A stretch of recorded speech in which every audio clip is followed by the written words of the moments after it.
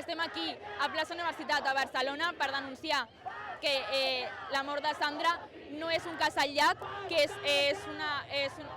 una mort que es podria haver evitat, perquè és una mostra més de que aquest sistema falla reiteradament en evitar que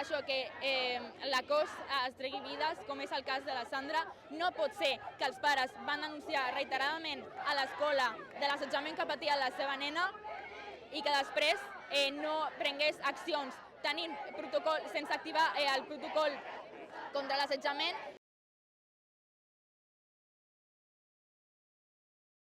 Clar, perquè si et pares a escoltar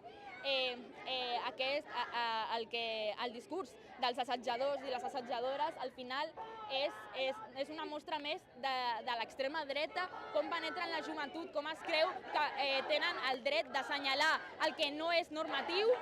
i creure que això val menys que ells mateixos. Clar, ahir estem veient un problema en el que la gent es creu superior i que es creuen amb el dret d'assenyalar a la que té una identitat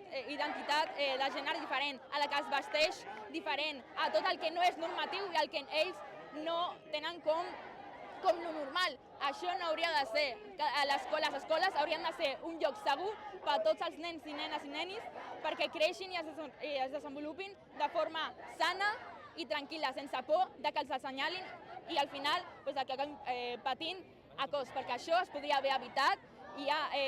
aquest col·legi tenia el recurs de protocol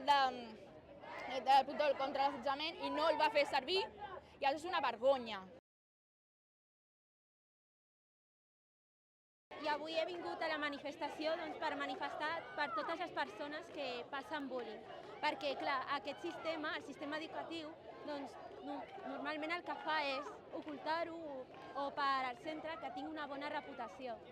O diuen només, molts professors solen dir és que són coses de nens,